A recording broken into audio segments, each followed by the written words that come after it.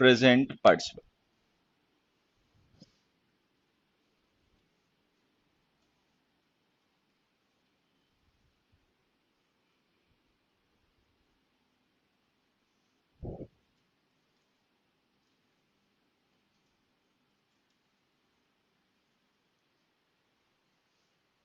अब देखो ये जो पार्टिसिपल्स होते हैं ना, ये डिस्क्रिप्शन का काम करते हैं, मतलब ये एडजेक्टिव्स का काम करते हैं। एक दो एग्जांपल से तो समझ लो कि एडजेक्टिव का काम करते कैसे हैं।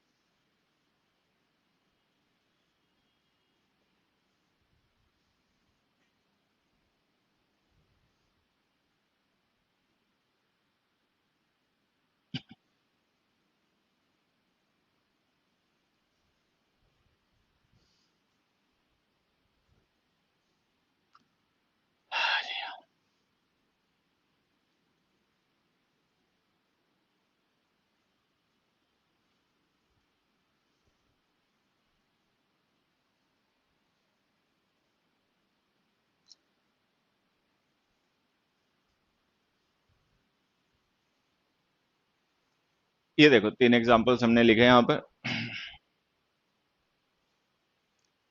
ही shot the flying bird, the sleeping child roll down, and while doing the work he fell asleep।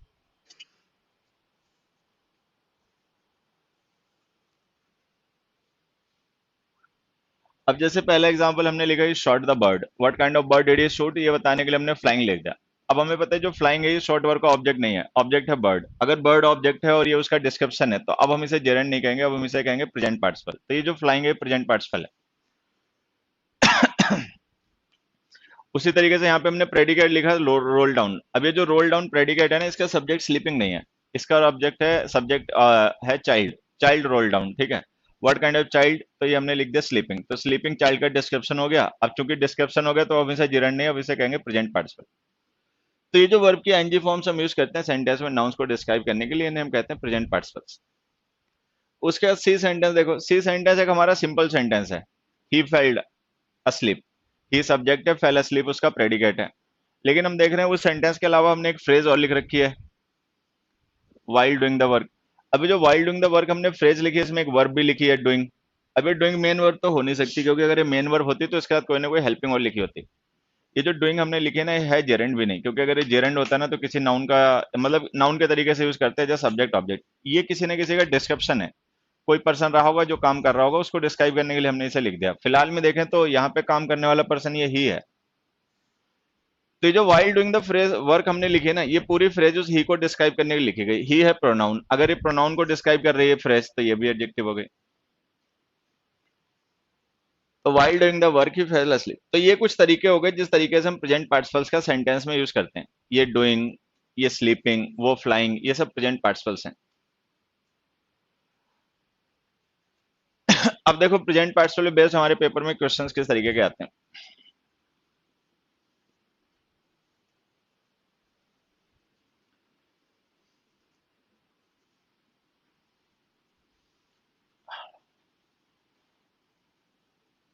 while taking rest,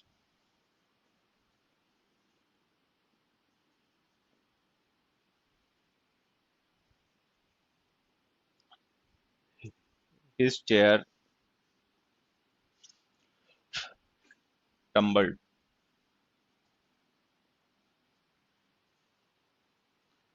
अब जैसे हमने ये लिख दिया while taking rest his chair tumbled।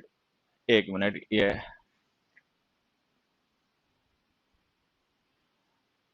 अब हम कह रहे थे जब वो रेस्ट कर रहा था उसकी चेयर लुढ़क गई या पलट गई, जो भी हो गया, ठीक है, ऐसे लिख दिया। अब यहाँ पे हमने एक पार्टिसिपल यूज कर लिया while taking rest, कि कोई पर्सन रहा होगा जो रेस्ट कर रहा होगा, उसको डिस्क्राइब करने के लिए हमने ये लिख दिया। फिलहाल में अगर देखें तो यहाँ पे जो इसका रेफरेंस हमने लिख रखा ना, वो हिज चेयर है, ये जैसे यहाँ पे ही था। अब ये जो ही था ये तो चलो डू वर्ब का सब्जेक्ट हो जाएगा, लेकिन ये जो चेयर है ये तो टेक रेस्ट वर्ब का डूअर नहीं हो पाएगी, तो इसका मतलब रेस्ट करने वाला पर्सन ये चेयर नहीं कोई और है। अगर कोई और है तो वो है कौन?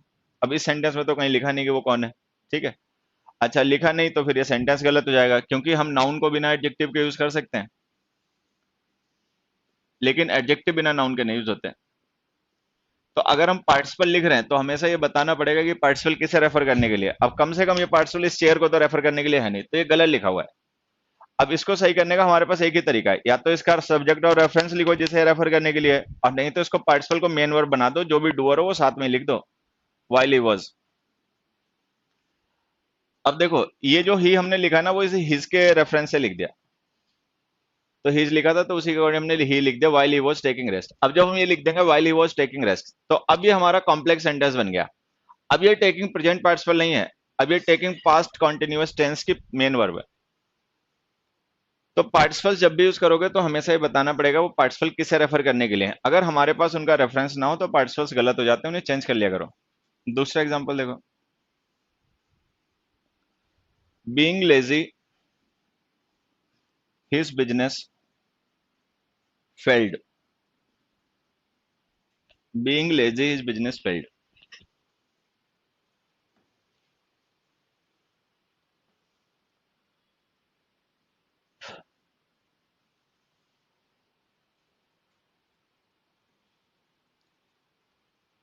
अब यहाँ पे हमने फिर से एक एडजेक्टिव फ्रेज लिख दी, बीइंग लेजी, किसी ने किसी का डिस्क्रिप्शन है कोई रहा होगा लेजी जिसे डिस्क्राइब करने के लिए हमने फ्रेज लिख दी। फिलहाल में देखें तो यहाँ पे जो हमने रेफरेंस के लिए नाउन लिख रखा हुआ है हिज बिजनेस, लेकिन हमें पता ही है रेफरेंस इसका हिज बिजनेस नहीं है। लेजी पर्सन होते हैं, बिजनेस नहीं लेजी होता। ठीक है, तो ये भी गलत है। अब क्या तरीका है यहाँ पे, जैसे हमने हिज बिजनेस लिखा तो इसी तरीके से हमें ही यहाँ भी यूज कर लेना चाहिए। लेकिन जो टेक थी ना ये एक्शन वर्ब थी, इसका तो कॉन्टिन्यूअस टेंस हमने बना लिया, ये बी की फॉर्म लिंकिंग वर्ब होती है, इनका कॉन्टिन्यूअस टेंस भी नहीं बनता। तो अब जैसे हमने ये लिख दिया ना while he was taking rest, वैसे अगर हम लिखना चाहें while he was being lazy तो ये गलत हो जाएगा, क्योंकि बी की फॉर्म लिंकिंग वर्ब होती है, इनका कॉन्टिन्यूअस टेंस नहीं बनता। तो इनके साथ सब्जेक्ट ऐसे ही टैग कर दो बिना कॉन्टिन्यूअस टेंस बनाए, तो हम इसको लिख देंगे he being lazy his business failed. He being lazy his business failed. तो जब भी हम कोई पार्टिसिपल यूज करेंगे तो हमेशा उसका हमें सब्जेक्ट और रेफरेंस लिखना पड़ेगा, अगर सब्जेक्ट और रेफरेंस नहीं लिखा हो तो वो पार्टिसिपल गलत हो जाते हैं। तीसरा एग्जांपल देखो,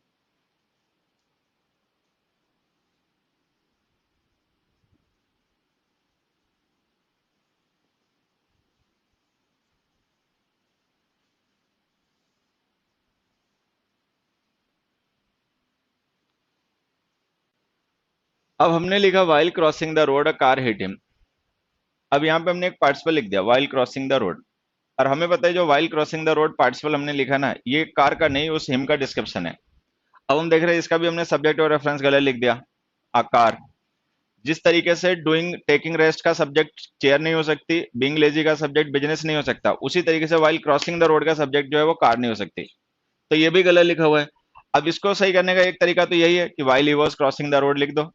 नहीं तो हम देखें ये जो हमने लिख रखा है ना while crossing the road participle, इसका सब्जेक्ट और रेफरेंस जो है ना वो हिम है, कार नहीं है। अच्छा कार हमने हिम को क्या किया, ऑब्जेक्ट बना दिया।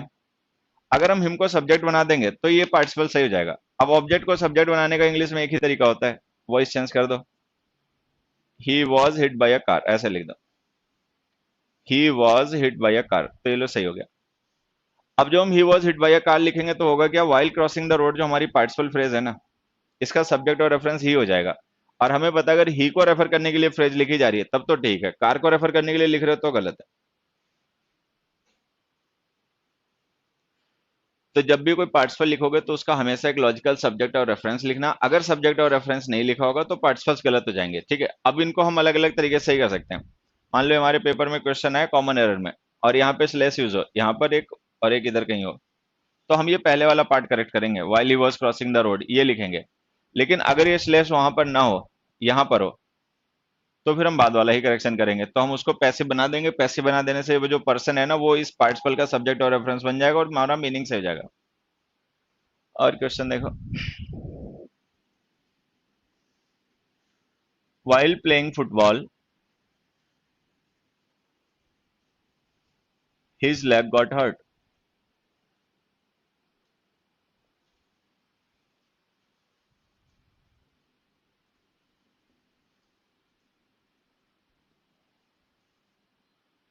while walking in the park dash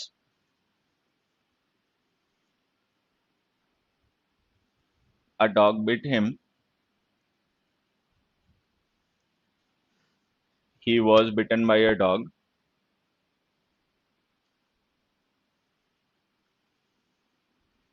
He bit a dog.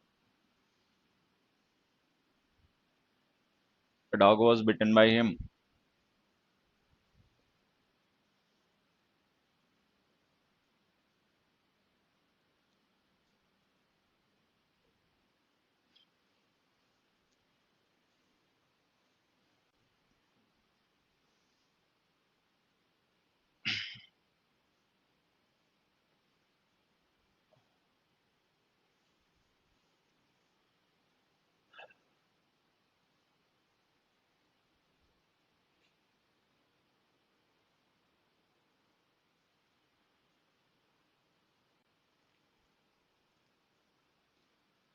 Hari ओम प्रभु। अब देखो जो सबसे पहला सेंटेंस हमने लिखा ना, इसमें हमने पार्टिसिपल यूज किया वाइल प्लेइंग फुटबॉल, और इस वाइल प्लेइंग फुटबॉल सब्जेक्ट और इसका सब्जेक्ट और रेफरेंस बना के लिख दिया लेग। अब हमें पता है कि जो लेग है ना वो प्लेइंग फुटबॉल वर्ब का सब्जेक्ट नहीं हो सकते, सब्जेक्ट इसका होगा person.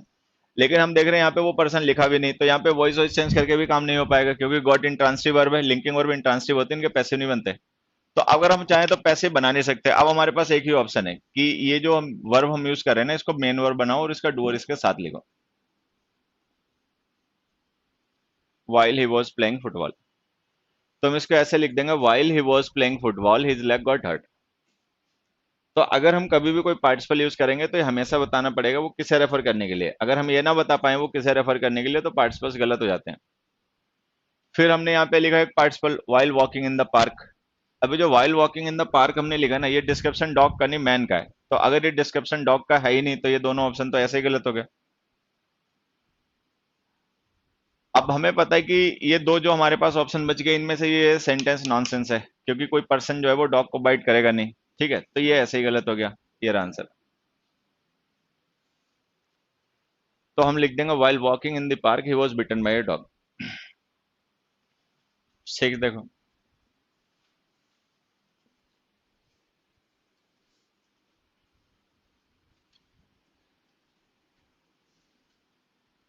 being very hot outside,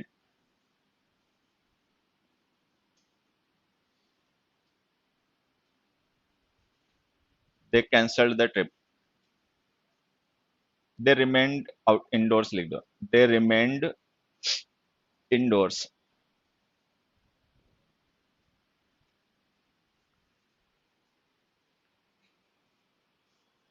अब जैसे हमने लिखा being very hot outside, they remained indoors।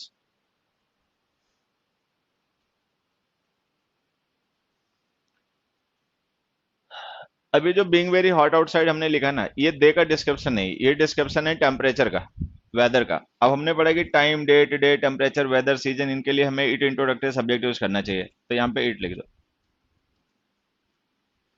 It being very hot. तो अगर हमें time, date, day, temperature, weather, season, distance, इनमें से किसी भी एक एट्रीब्यूट को रेफर करना हो, तो उसके लिए इट इंट्रोडक्टरी सब्जेक्ट लिखा करो। तो हम यहाँ पे लिख देंगे it being very hot they remained indoors. 7 देखो, being seriously ill they took him to hospital.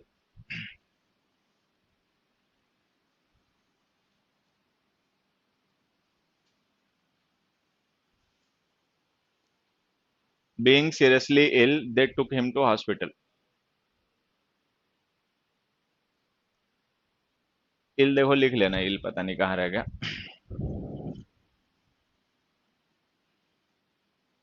अब ये जो हमने लिखा ना being seriously ill they took him to hospital, इसमें भी ये बीइंग सीरियसली इल जो है ना वो दे को रेफर नहीं कर रहा, क्योंकि जो लोग हॉस्पिटल लेकर गए इल वो नहीं, इल रहा होगा ये हिम। तो हमें पता है जो हमने सब्जेक्ट और रेफरेंस दे लिखा ना, ये गलत लिख दिया, क्योंकि ये फ्रेज उस दे को नहीं उस हिम को रेफर करने के लिए। तो अब हमारे पास सही करने के दो तरीके हैं। एक तरीका तो जैसे यहाँ पे इट लिखा था वैसे यहाँ पे ही लिख दो, he being seriously ill they took him to hospital. दूसरा तरीका ये है कि उसको पैसे बना दो। बीच में कौन बोल रहा है? इंग्लिश नहीं, सबूर तो सीख लेते यार तुम। है, तो इसको लिख दो he was taken by them. He was taken by them. तो या तो इसको लिखो he being seriously ill they took him to hospital, और नहीं तो इसका पैसिव बना दोगे ना तो भी सही हो जाएगा, क्योंकि वो जो ऑब्जेक्ट है ना ये पार्टिसिपल उसको रेफर करने के लिए, ना कि सब्जेक्ट को। तो अगर ऑब्जेक्ट को रेफर करने के लिए, सब्जेक्ट को रेफर करने के लिए नहीं है, तो पैसिव बना के भी सही कर सकते हो।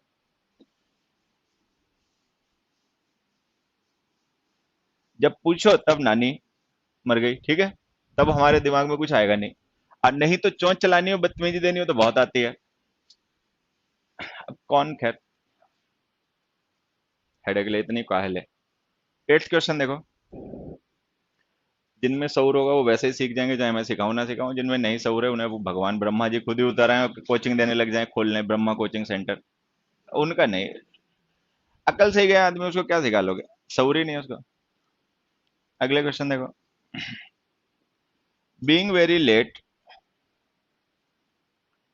Being very late they miss their train, train या फ्लाइट कुछ भी लिख दो।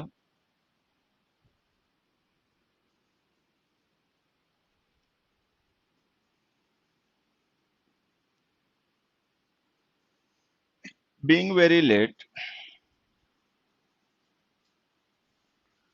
दे कॉल्ड इट अ डे,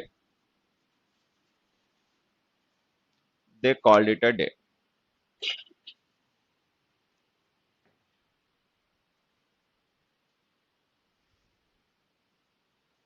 अब देखो ये जो हमने सेंटेंस लिखे हैं ना, being very late they miss their train, being very late they called it a day, ठीक है, ऐसे लिखा। हमने पता है एक बार यहाँ पर एक बार टेस्ट शुरू करवाए, और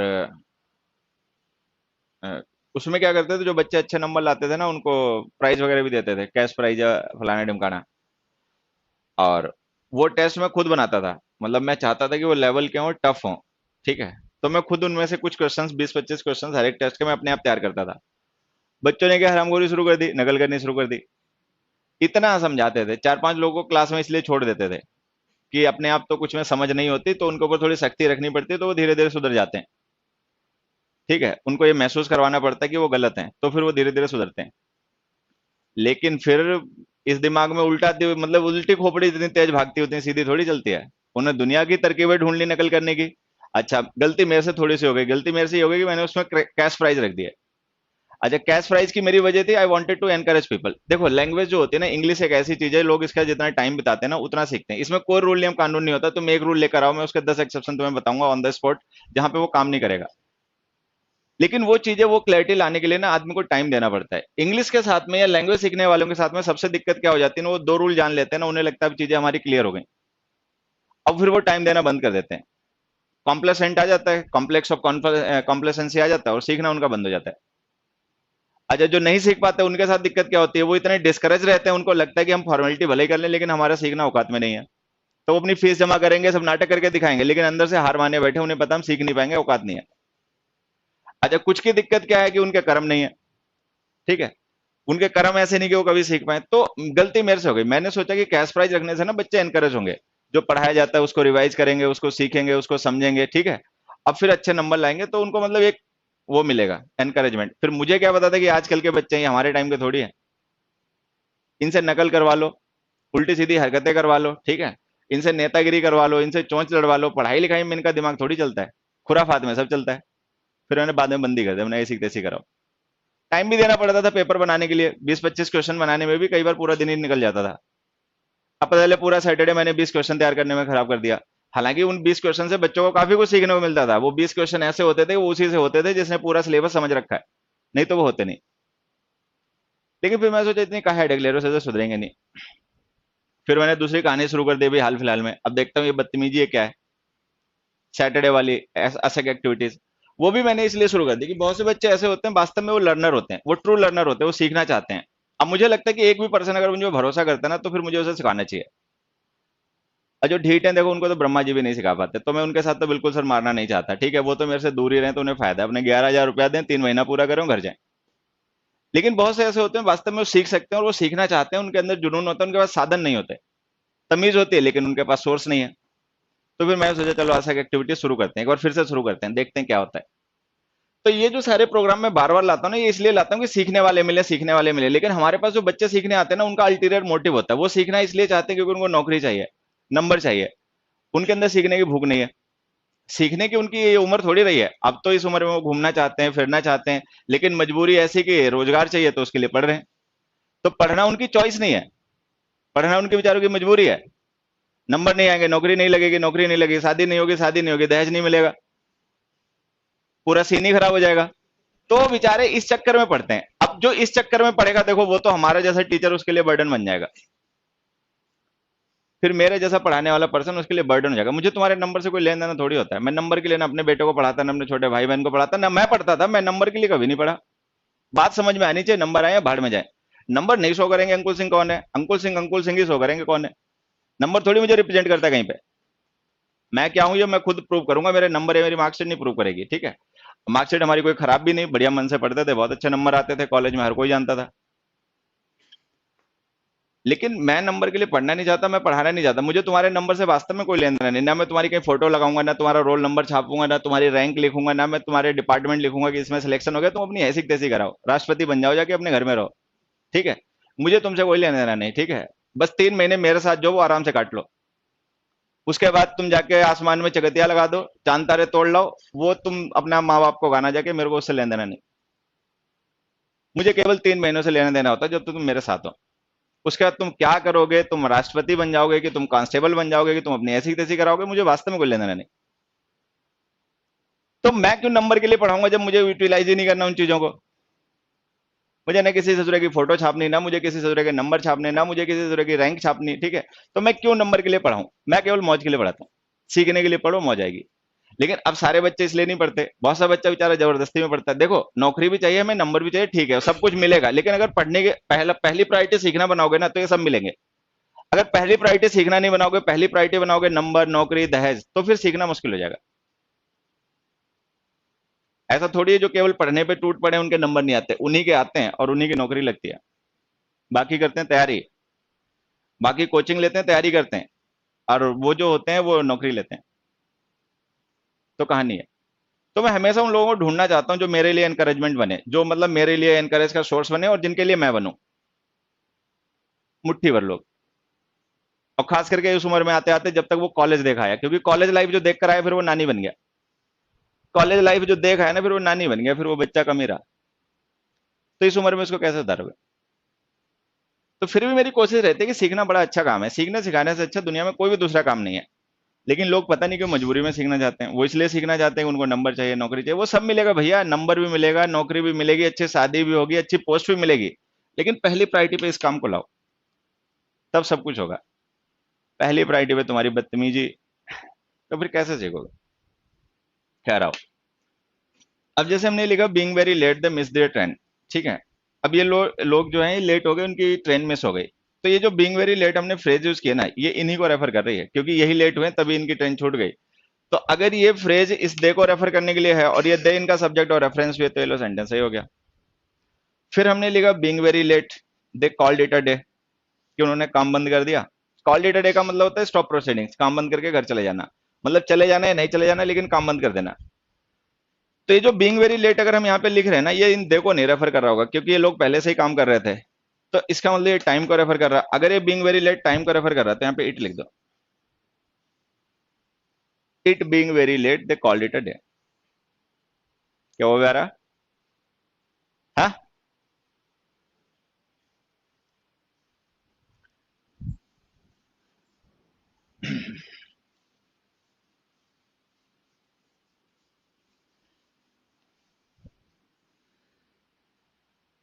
टेंथ देखो।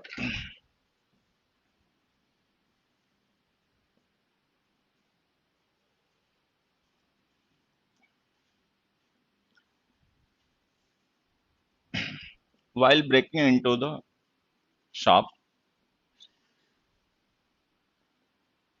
the policeman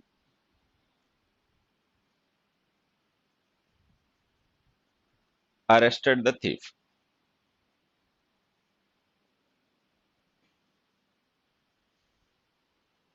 अब जैसे हमने ये लिख दिया, while breaking into the shop, the policeman arrested the thief. अब देखो ब्रेक इनटू का मतलब होता है सेंधमारी वगैरह करना, चोरी के पर्पज से कहीं पे एंट्री करना।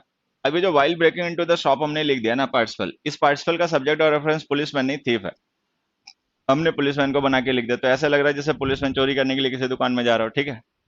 ये गलत हो गया। अब इसको सही करने का एक तरीका तो हम लिख दें while he was breaking into the shop, लेकिन अगर ही लिख देंगे तो भी ये पता नहीं चल पाएगा कि वो ही प्रोनाउन पुलिसमैन के लिए है या थीफ के लिए।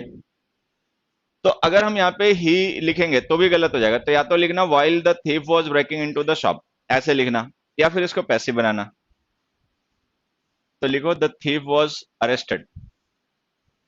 अच्छा, द थीफ वॉज अरेस्टेड लिख दोगे, फिर उसके बाद में बाय द पुलिसमैन लिखना कंपलसरी नहीं रहेगा, उसको चाहो तो अपना छोड़ देना, क्योंकि बाय डिफॉल्ट इतना नोन होता है कि हमेशा अरेस्ट पुलिसमैन ही करता है। तो हम इसको ऐसे लिख देंगे while breaking into the shop the thief was arrested. तो ये जितने भी हमने एग्जांपल डिस्कस किए ना, इनसे हमें ये सीखना था, every participle must have a logical subject of reference. Every participle must have a logical subject of reference.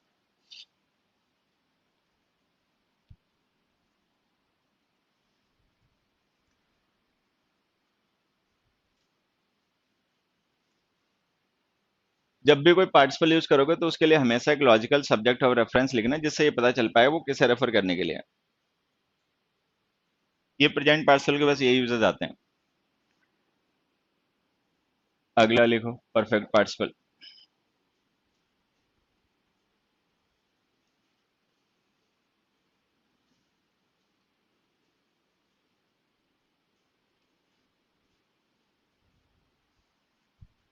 देखो पार्टिसिपल सारे ही एडजेक्टिव का काम करते हैं, तो ये भी लास्ट वाला भी, ये भी एडजेक्टिव का ही काम करता है, it acts as an adjective.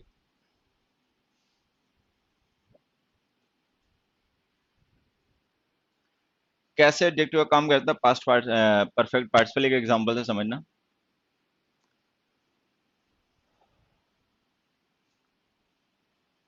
Having done the work he went home.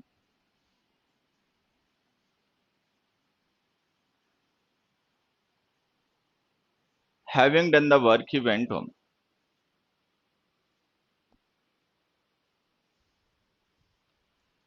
अब देखो यहाँ पे हमने एक सिंपल सेंटेंस लिखा, he went home, he subject हो गया, वेंट होम प्रेडिकेट हो गया, लेकिन अगर हम देखें तो उस सब्जेक्ट और प्रेडिकेट के अलावा हमने यहाँ पे एक फ्रेज भी लिख रखी है, हैविंग डन द वर्क। अभी जो फ्रेज लिख रखी है इसमें वर्ब भी यूज कर रखी है, हैविंग डन, मेन वर्ब तो खैर ये होने से रही है, ये जेरेंड भी नहीं। तो अगर ये जेरेंड भी है नहीं, मेन वर्ब भी है नहीं, तो एक ही ऑप्शन बचता है कि ये पार्टिसिपल है, किसी का रेफरेंस है, मतलब किसी का डिस्क्रिप्शन है। ध्यान से देखें तो ये डिस्क्रिप्शन इस ही का है, कि ही जो है उसने काम पूरा कर लिया, उसके बाद में अपना घर चला गया। तो अगर ये फ्रेज उस ही को डिस्क्राइब करने के लिए लिखी गई है तो हम इसे कहेंगे एडजेक्टिव फ्रेज। वर्ब की फॉर्म से अगर एडजेक्टिव का काम करें तो इन्हें हम पार्टिसिपल कहते हैं, हैविंग प्लस थर्ड फॉर्म होने की वजह से हम इसे परफेक्ट पार्टिसिपल कहेंगे। तो जिस तरीके से प्रेजेंट पार्टिसिपल्स का हम यूज करते हैं, बिल्कुल उसी तरीके से परफेक्ट पार्टिसिपल्स का भी यूज करते हैं, ये कंप्लीशन शो करते हैं, बस ये ध्यान रखना। अब इसको जरा हम कंपेयर करते हैं प्रेजेंट पार्टिसिपल से, जो भी थोड़ी देर पहले पढ़ लिया। While doing the work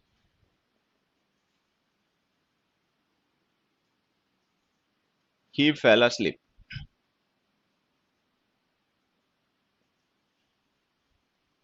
while doing the work he fell asleep।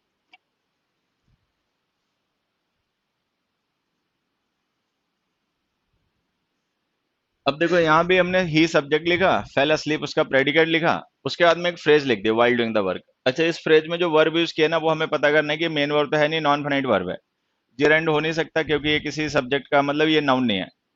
अगर ये नाउन होता तो प्रिपरेशन का ऑब्जेक्ट होता, वर्ब का सब्जेक्ट ऑब्जेक्ट कुछ ऐसे होता है, ऐसा कुछ भी नहीं है, तो ये एडजेक्टिव है। अच्छा, ये फ्रेज जो हमने लिखे ना, ये फ्रेजेस ही को डिस्क्राइब करने के लिए, ही प्रोनाउन है, अगर ये प्रोनाउन का डिस्क्रिप्शन है तो फिर ये एडजेक्टिव है। तो ये प्रेजेंट पार्टिसिपल और परफेक्ट पार्टिसिपल दोनों ही एडजेक्टिव का काम करते हैं।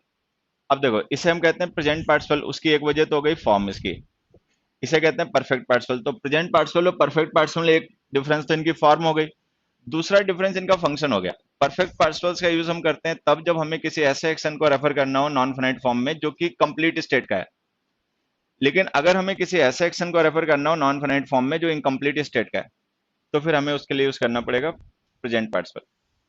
तो प्रेजेंट पार्टिसिपल्स इन कंप्लीशन, अब परफेक्ट पार्टिसिपल कंप्लीशन शो करते हैं। अब देखो इनका मतलब समझना, इसका मतलब ये हुआ कि जिस समय वो पर्सन सो गया ना, उस समय ये काम करने वाला काम उसका इनकम्प्लीट था, मतलब ये काम हो रहा था तभी बीच में वो हो गया। लेकिन अगर हम परफेक्ट पार्टिसिपल लिख देंगे तो हमें ये मानना पड़ेगा कि पहले ये काम हो गया, उसके बाद में वो काम हुआ। ये बात बहुत अच्छे तरीके से समझ में आ जाएगी अगर हम इन नॉन फाइनाइट वर्ब्स को मेन वर्ब बना दें और ऐसे लिखें, ही went home when he had done the work, ऐसे। और इसको अगर हम मेन वर्ब बनाए तो देखो कैसे लिखना पड़ेगा, ही फेल asleep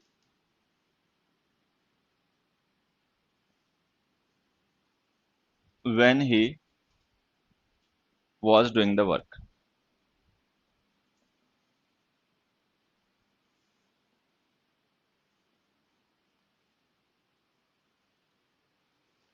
तो जो हैविंग डन हमारा परफेक्ट पार्टिसिपल है, जब हमने इसको मेन वर्ब बनाया तो इसके लिए हमें टेंस यूज करना पड़ा perfect.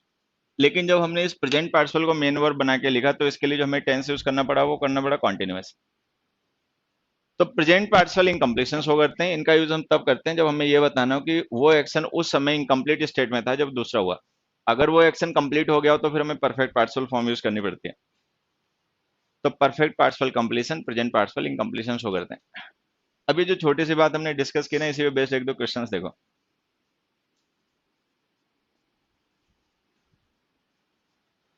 While writing the letter, he posted it.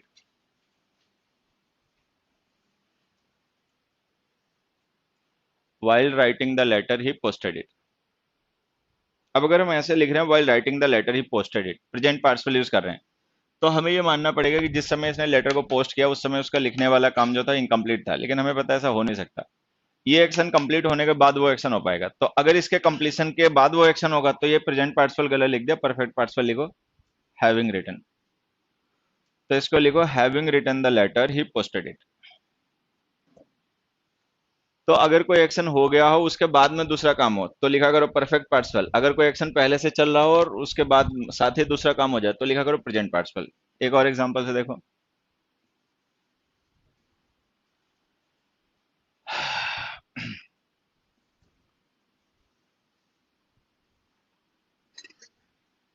while waking up he found his wallet missing।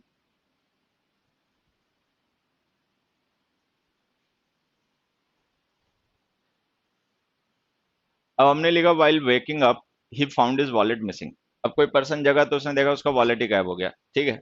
अब ऑब्वियस सी बात है ये जो उसने चीजें रियलाइज की हैं ये सब जगने के बाद में हुआ होगा, ठीक है। और वैसे भी जगना जो होता है वो क्विक एक्शन होता है, टाइम टेकिंग नहीं होता। क्योंकि क्विक एक्शन होता है, टाइम टेकिंग नहीं होता, तो जिस समय वो काम हुआ है उससे पहले ये कंप्लीट हो ही गया होगा। अगर कंप्लीट ही हो गया होगा तो perfect form having woken up, having woken up. तो अगर हमें ये शो करना हो कि वो काम जिसको हम नॉन फाइनाइट फॉर्म में लिख रहे हैं वो हो चुका था, कंप्लीट स्टेट का था, तो परफेक्ट पार्टिसिपल लिखो। इनकम्प्लीट स्टेट का रहा हो तो फिर प्रेजेंट पार्टिसिपल लिखो। तो having woken up he found his wallet missing. हालांकि यहाँ पे हमारे पास एक ऑप्शन और भी होता है कि हम इसको ऐसे लिख दें, after writing the letter he posted it. अब देखो इसको जब हम आफ्टर राइटिंग द लेटर लिखेंगे तो होगा क्या, ये आफ्टर जो है ना ये प्रेपोजिशन है, राइटिंग द लेटर इस प्रिपोजिशन का ऑब्जेक्ट बन जाएगा। ऑब्जेक्ट का मतलब अब हम इसे प्रेजेंट पार्टिसिपल नहीं, अब हम इसे जेरेंट कहेंगे। तो हम इसी मीनिंग को जो परफेक्ट पार्टिसिपल के थ्रू कन्वे करते हैं जेरेंट फॉर्म में भी कन्वे कर सकते हैं अगर हम जेरेंट के साथ में आफ्टर प्रिपोजिशन का यूज कर लें।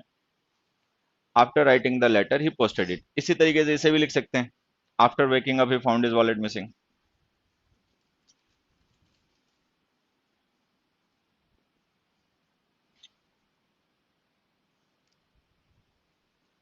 ही found his wallet missing.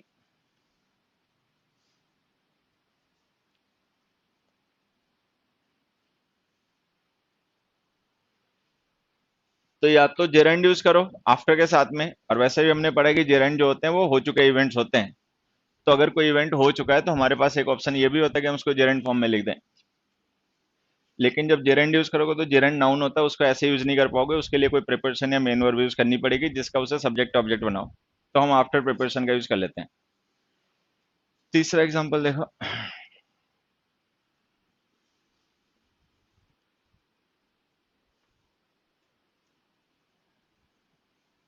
They left for the town in the morning, reaching there late in the evening.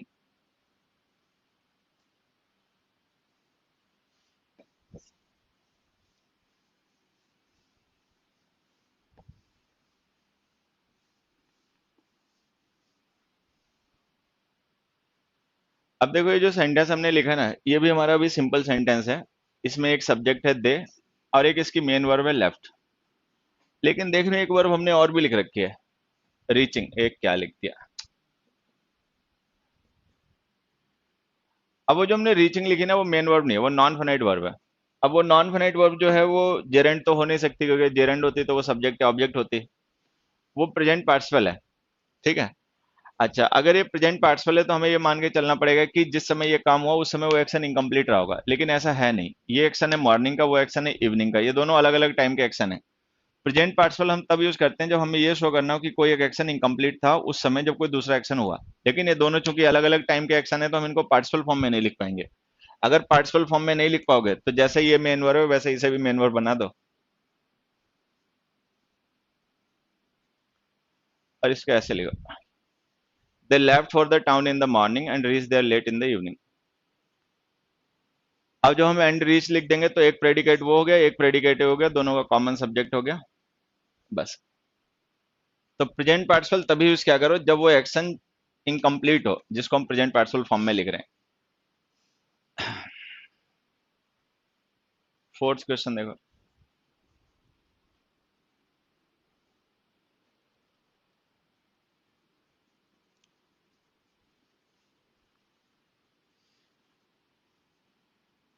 Having cot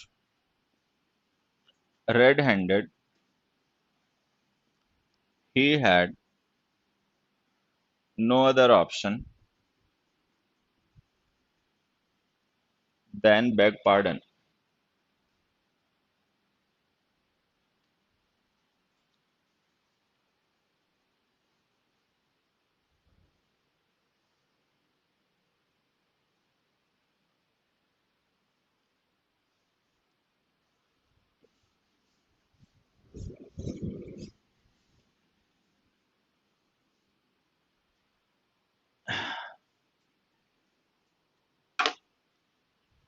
having caught red handed he had no other option than beg pardon. अब देखो यहाँ पे हमने क्या लिखा, कोई person है उसको माफी मांगनी पड़ गई क्योंकि उसको रंगे हाथों पकड़ा गया। ठीक है। तो ऑब्वियस सी बात है ये काम पहले हो ही गया होगा तभी वो काम होगा, तो हमने इसको परफेक्ट पार्टिसिपल फॉर्म में ठीक लिखा। ठीक है। बस दिक्कत थोड़ी सी ये हो गई कि जो हम पार्टिसिपल यूज कर रहे हैं इसका सब्जेक्ट और रेफरेंस ही है, लेकिन वो जो ही इसका सब्जेक्ट और रेफरेंस है वो इसका डूअर नहीं होगा। रंगे हाथ पकड़ने वाले पर्सन अलग होंगे, ये पर्सन जो है इसने रंगे हाथों पकड़ा नहीं होगा, इसे पकड़ा गया होगा। तो ये जो पार्टिसिपल है ना हमारा, इसका मीनिंग पैसिव होना चाहिए। पैसिव बनाने के लिए इससे पहले बी की फॉर्म लिख दो। तो हम इसको ऐसे लिख देंगे, having been caught red handed he had no other option than beg pardon.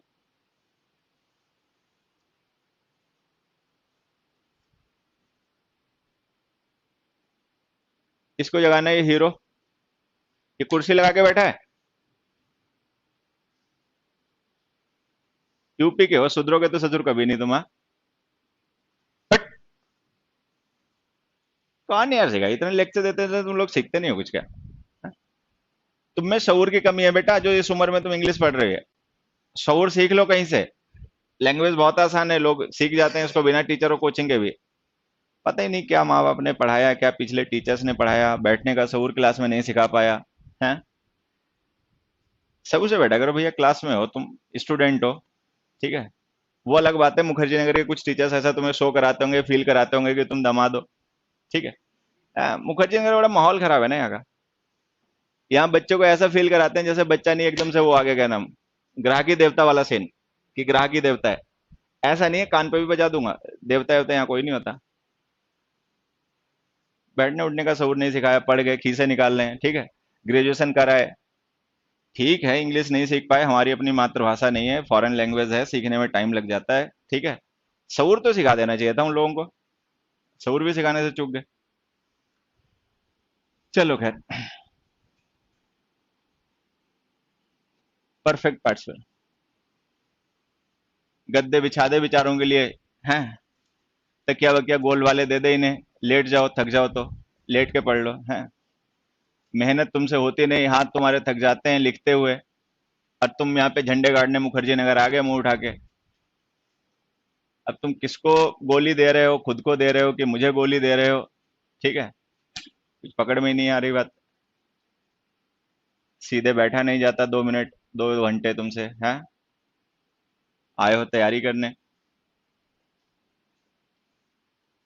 India में बेरोजगारी इतनी है कि यहाँ पे भगवान मिल जाएंगे आदमी को एक बार में, नौकरी मुश्किल से मिलती है। उसमें तुम्हारे डेडिकेशन का लेवल ये है, पढ़ा हुआ तुमसे कुछ पूछो आता नहीं, ठीक है, क्लास में टाइम से आ नहीं सकते, लेट आओगे। हम्म, क्या बे, हाँ,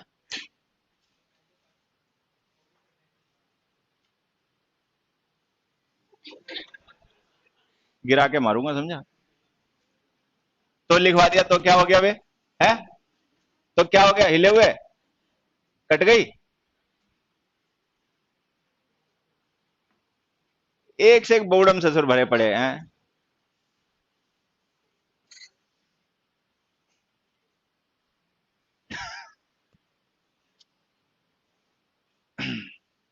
कई बार मन करता है ये पढ़ाना वढ़ाना छोड़ दूं, अपना कोई बिजनेस स्टार्ट करूं जाके बढ़िया से स्टार्टअप, ठीक है।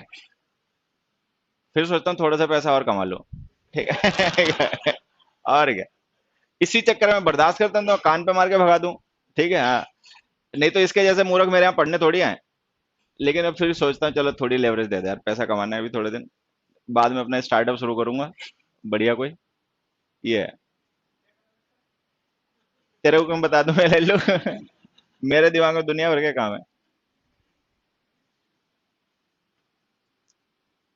यहाँ देखो, तो ये जो परफेक्ट पार्टिसिपल में लिखते हैं हैविंग प्लस वर्ब की थर्ड फॉर्म, ये इसकी एक्टिव फॉर्म होती है। अगर कभी पैसिव मीनिंग चाहिए हो तो having been plus third form लिखना, ये पैसिव होता है, ये एक्टिव होता है। एक और एग्जांपल देखो,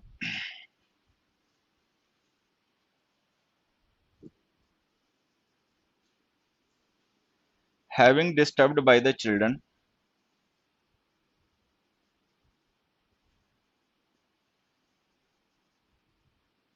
the old man left the park.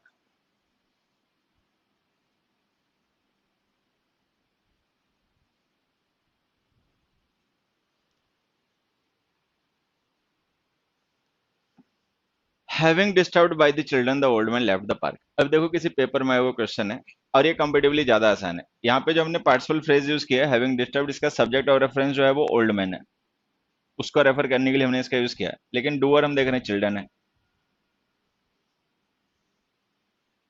अगर इस वर्ब का सब्जेक्ट जो है वो ओल्ड मैन है, डूअर चिल्ड्रन है, तो ऐसे बदल के पैसिव मीनिंग लिखना पड़ेगा, तो बीन लिख दो। तो अगर कभी हम किसी पार्टिसिपल का यूज करें किसी ऐसे सब्जेक्ट और रेफरेंस के लिए जो कि उस वर्ब का डूअर ना हो, डूअर कोई और हो, तो उस सिचुएशन में पैसिव मीनिंग लिखना पड़ेगा। तो having been plus third form लिखा करो, ये मीनिंग पैसिव होता है। एक और एग्जांपल से देखो,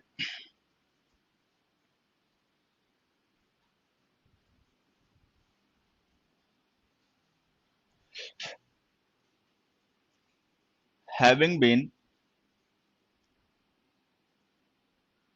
taught the lesson, the teacher went।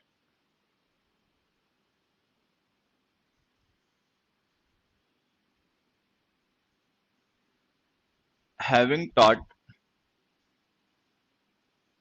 the lesson,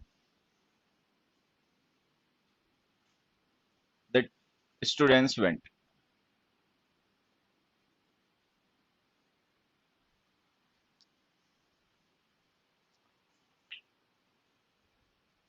having been taught the lesson the teacher went, having taught the lesson the students went।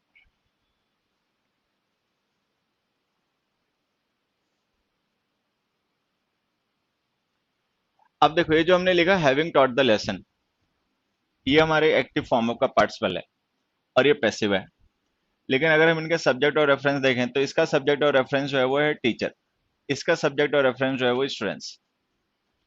और हमें पता है स्टूडेंट्स जो होते हैं वो टीच वर्ब के डूअर नहीं होते, डूअर होता कोई और। अगर ये डूअर नहीं होते कोई और होता तो यहाँ पे पैसिव लिखो, हैविंग बीन टॉट। अच्छा, वो जो हमने टीचर लिखा वो टीचर इस वर्ब के लिए डूअर है, तो अगर टीचर डूअर है कोई और डूअर नहीं है तब तो फिर एक्टिव लिखो। तो अगर हम पार्टिसिपल का यूज करें किसी ऐसे सब्जेक्ट और रेफरेंस के लिए जो कि उस वर्ब का जैसे हम पार्टिसिपल बना रहे हैं डूअर हो, तब तो एक्टिव फॉर्म का पार्टिसिपल लिखा करो हैविंग प्लस थर्ड फॉर्म। अगर वो नहीं कोई और डूअर हो तो पैसिव लिखा करो। एट्थ एग्जांपल देखो, the sun having been region,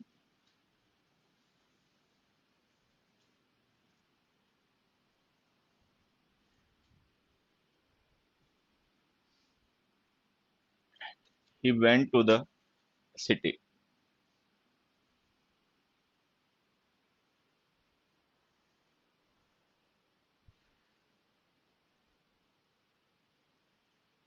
अब यहाँ पे हम देख रहे हैं हमने क्या किया इस बार कि जो हमारी मेन वर्ब है वेंट, उसका सब्जेक्ट लिखा ही, और जो नॉन फाइनाइट वर्ब है हैविंग बीन रिजन, उसका सब्जेक्ट लिखा द सन। तो इस बार हमने नॉन फाइनाइट वर्ब का मेन वर्ब का सब्जेक्ट अलग अलग कर दिया। इससे पहले क्या था कि जो हमारी मेन वर्ब थी और उसका नॉन फाइनाइट वर्ब थी दोनों का सब्जेक्ट कॉमन था, ये ही दोनों का ही सब्जेक्ट था। उसी तरीके से ओल्ड मैन भी दोनों का ही सब्जेक्ट था, लेफ्ट का भी और इसका भी। उसी तरीके से वो स्टूडेंट्स और जो टीचर हैं वो भी दोनों ही वर्ब के सब्जेक्ट हैं, नॉन फाइनाइट वर्ब के भी और फाइनाइट वर्ब के भी। यहाँ पे हम देख रहे हैं फाइनाइट और नॉन फाइनाइट वर्ब के हमने सब्जेक्ट अलग अलग लिख दिए। ही जो है वो वेंट का सब्जेक्ट है और हैविंग बीन रीजन का सब्जेक्ट जो है सन है। अब हमें पता है कि सन जो है वो खुद राइज करता है, कोई और नहीं उसको राइज करता, तो ये पैसिव मीनिंग गलत हो गया। दूसरा, हमने मेन वर्ब में पढ़ा भी था कि राइज वर्ब इंट्रांसिटिव होती है, जो वर्ब इंट्रांसिटिव होते हैं उनके कभी पैसिव नहीं बनते, तो हैविंग बीन रीजन से इसको हैविंग रीजन लिख दो। तो जो वर्ब्स इंट्रांसिटिव होते हैं उनके कभी पैसिव मत बनाया करो, वो हमेशा एक्टिव फॉर्म में लिखा करो, तो इसको हैविंग बीन रीजन की जगह लिखो हैविंग रीजन। नाइन्थ क्वेश्चन देखो,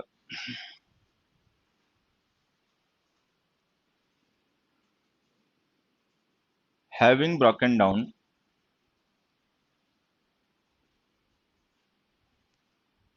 having broken down, he sent the car to the garage। तेरे को क्या दुख हो गया था, वो बीच में क्या चिल्लाने लग गया था, परफेक्ट पार्टिसिपल ही वो भी था। हम्म, वो तो हिला हुआ है, वो बच्चा है अभी।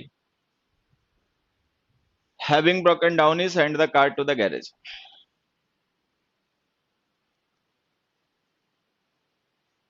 अब यहाँ पे हम देख रहे हैं कि हैविंग ब्रोकन डाउन हमने एक पार्टिसिपल लिखा, और इस पार्टिसिपल का हमने सब्जेक्ट और रेफरेंस जो लिखा वो ही है। अच्छा, ब्रेक डाउन जो वर्ब होती है इसका सब्जेक्ट और रेफरेंस ही नहीं हो सकता, ठीक है। अच्छा, पैसिव इसे बना नहीं सकते क्योंकि वर्ब इंट्रांसिटिव होती है, हैपनिंग होती है। ब्रेक डाउन का मतलब खराब होना होता है, ये हैपनिंग वर्ब है। अब चूंकि ये वर्ब हैपनिंग है तो इसका पैसिव तो बनने से रहा, ठीक है। सब्जेक्ट और रेफरेंस जो हमने लिख दिया वो गलत है। ये जो ब्रेकिंग डाउन वर्ब यूज हो रही है ना, ये कार के लिए यूज हो रही है, ना कि इसी के लिए। तो हमारे पास इसको सही करने के दो तरीके हैं, या तो हम उस कार को इसके साथ में सब्जेक्ट और रेफरेंस बना के लिखें the car having broken down, या फिर हमें जब पता है कि ये जो हमने पार्टिसिपल यूज किया वो इस सब्जेक्ट को नहीं इस ऑब्जेक्ट को रेफर करने के लिए, तो उस ऑब्जेक्ट को सब्जेक्ट बना दो वॉइस चेंज करके, the car was sent by him, the car was sent by him. तो जब हम द कार को सब्जेक्ट बना देंगे ना तो ये पार्टिसिपल उसी को रेफर करने लग जाएगा और ये लो मीनिंग सही हो गया। Having broken down the car was sent by him. तो ब्रेक डाउन इंट्रांसिटिव वर्ब होती है, इसका पैसिव बनेगा नहीं, और वो जो हमने सब्जेक्ट और रेफरेंस ही लिख रखा है वो गलत है क्योंकि जो खराब हुआ है वो कार है ना कि पर्सन। तो कार को सब्जेक्ट और रेफरेंस बना के लिख दो, सही हो गया। टेंथ क्वेश्चन देखो,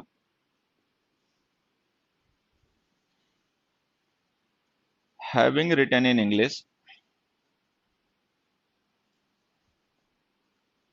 ही कुड नॉट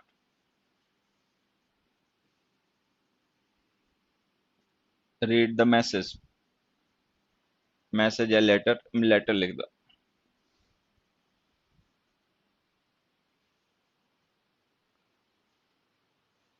अब जैसे हमने लिखा हैविंग रिटन इन इंग्लिश लिखना,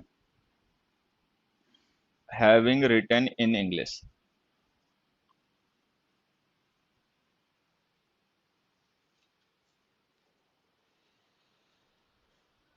अब देखो ये जो हमने पार्टिसिपल फ्रेज यूज किया ना हैविंग रिटन इन इंग्लिश, इसका सब्जेक्ट और रेफरेंस हमने ही लिखा।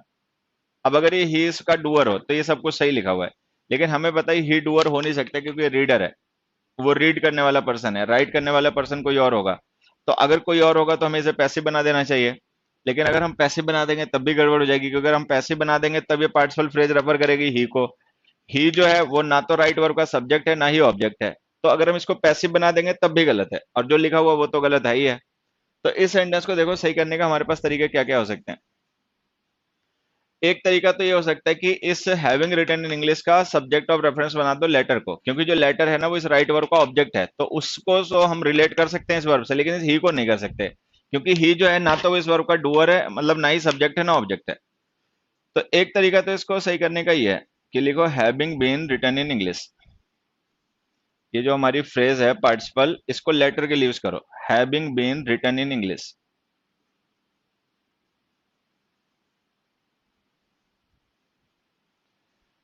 ठीक है, इसको पैसिव बना दो और लेटर को सब्जेक्ट ऑफ रेफरेंस बना दो। The letter couldn't be read by him, the letter could not be read by him. एक तरीका तो ये सही। दूसरा तरीका क्या था? दूसरा तरीका ये था कि ही को वैसे ही लिखा रहने दो, लेटर को यहां पे लिख लो, सब्जेक्ट ऑफ रेफरेंस बना के लिख दो, the letter having been written in English. The letter having been written in English, he could not read it, he could not read it। तो इन दोनों में से किसी एक तरीके से इसे सही कर लो, या तो नॉन फाइनाइट वर्ब के साथ उसका सब्जेक्ट और रेफरेंस लिख दो, लेटर को हैविंग बीन रिटन के साथ ही लिख दो, the letter having been written in English he couldn't read it, या लिख दो having been written in English the letter couldn't be read by him.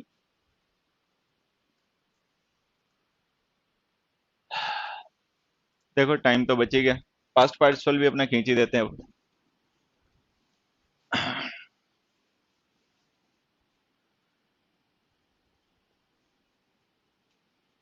Past participles,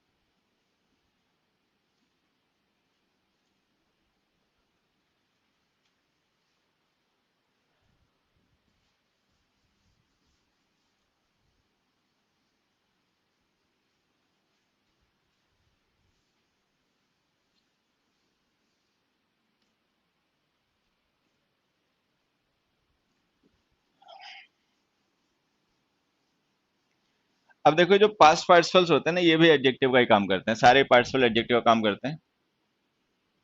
it acts as an adjective.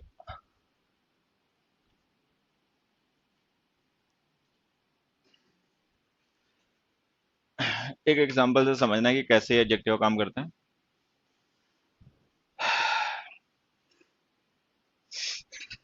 The man trapped lost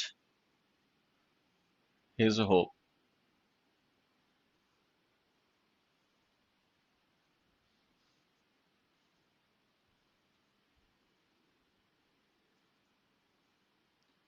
Nobody noticed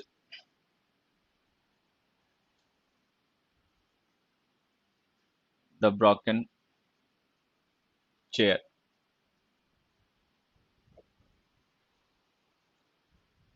अब देखो जैसे दो sentences हमने लिखे हैं, the man trapped lost his hope, तो इस sentence अगर हम ध्यान से देखें तो जो हमारा प्रेडिकेट है ना वो लॉस्ट हिज होप है। अच्छा, लॉस्ट हिज होप जो प्रेडिकेट है इसका सब्जेक्ट जो है वो द मैन है। The man lost his hope, what kind of man, ये बताने के लिए हमने लिख दिया ट्रैप्ड। ट्रैप्ड का मतलब जो फंस गया, ठीक है वो। तो ये जो ट्रैप्ड हमने वर्ड यूज किया ना ये मेन वर्ब नहीं है, ये इस मैन को डिस्क्राइब करने के लिए लिखा गया पार्टिसिपल है, ठीक है। तो ये एडजेक्टिव का काम कर रहा है, वर्ब की थर्ड फॉर्म एडजेक्टिव का काम कर रहा है, तो past participle. So the man trapped lost his hope। Next में जाओ, nobody noticed, what did nobody notice, chair। अब what kind of chair ये बताने के लिए हमने लिख दिया broken, तो ये broken एडजेक्टिव हो गया। तो ये जो वर्ब की थर्ड फॉर्म्स हम यूज करते हैं नाउन्स को डिस्क्राइब करने के लिए या प्रोनाउंस को डिस्क्राइब करने के लिए, इन्हें हम कहते हैं पास्ट पार्टिसिपल। अब पास्ट पार्टिसिपल बेस्ड दो तीन छोटे छोटे टाइप के क्वेश्चंस आते हैं जो हमने पहले से ही कभी ना कभी डिस्कस कर रखे होंगे, लेकिन फिर भी एक बार रिवाइज करने के लिए लिख लेते हैं।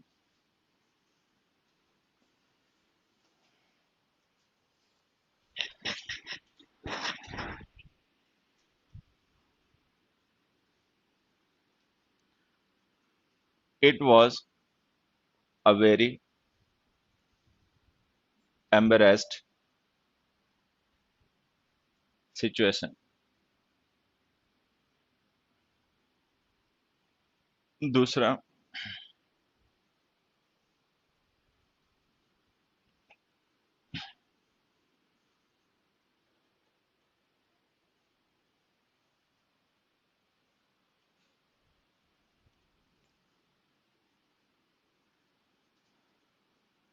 The sharpen pencil injured the child.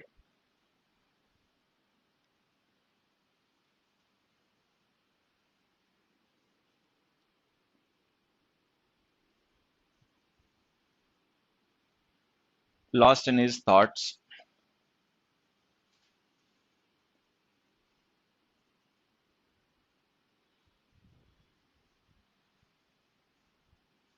lost in his thoughts,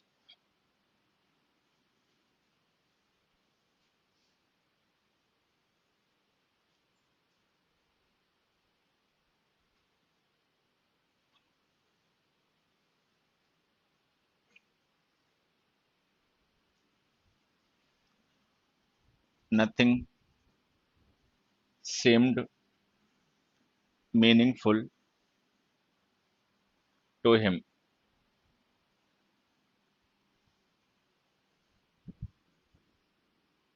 Fourth,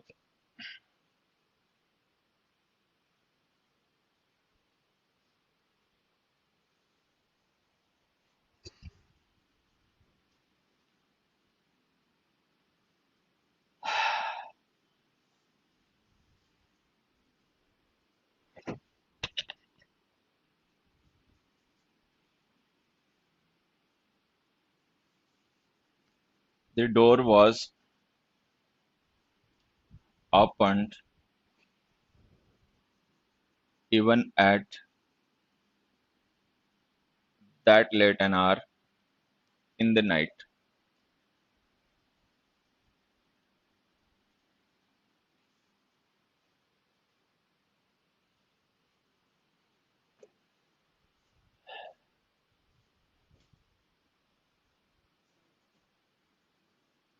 Fifth,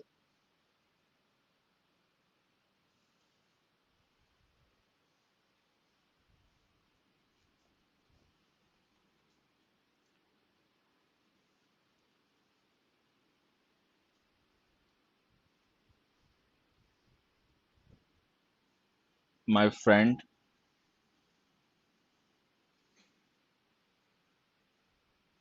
shocked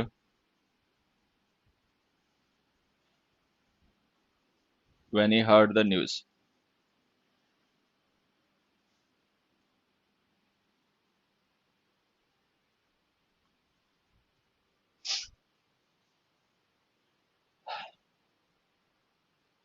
अब देखो ये सेंटेंस है करो,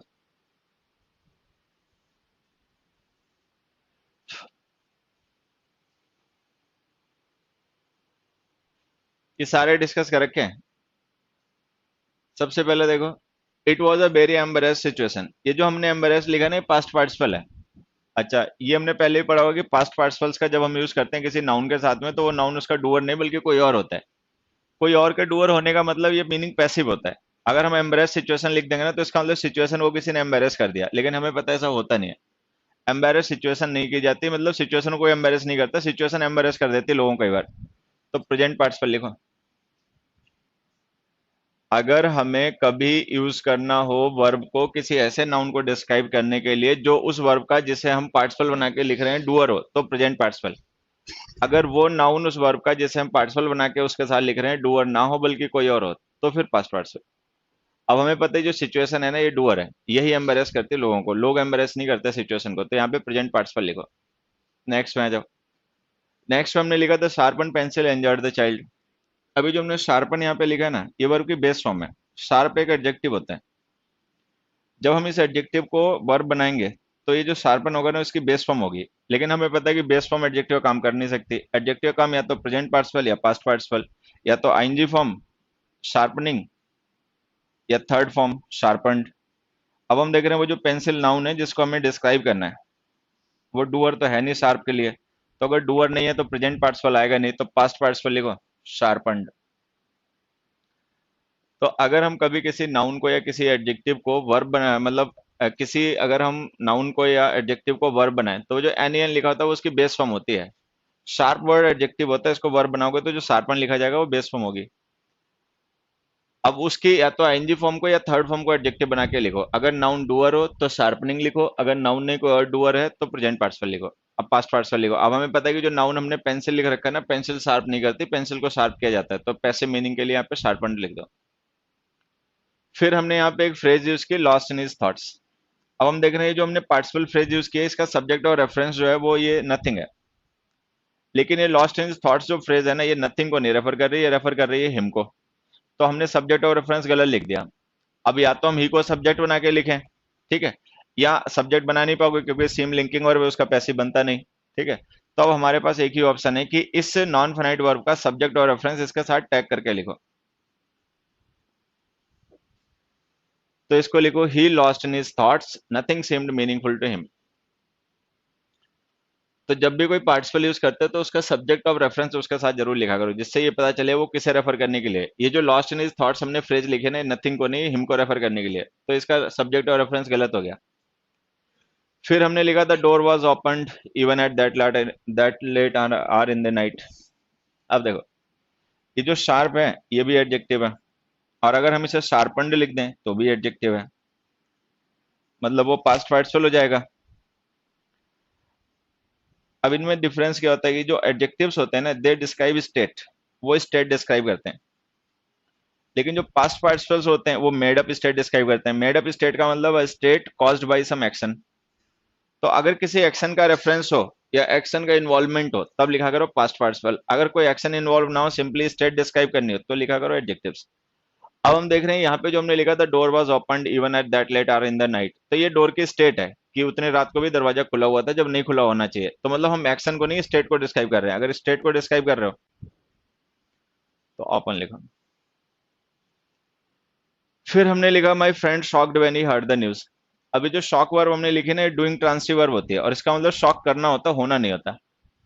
अगर हम ये लिखते हैं माई फ्रेंड शॉक्ड, तो इसका मतलब फ्रेंड ने किसी को शॉक कर दिया। अगर किसी ने इसने किसी को शॉक कर दिया तो यहाँ पे इसका ऑब्जेक्ट भी लिखना पड़ेगा कि किसको शॉक कर दिया।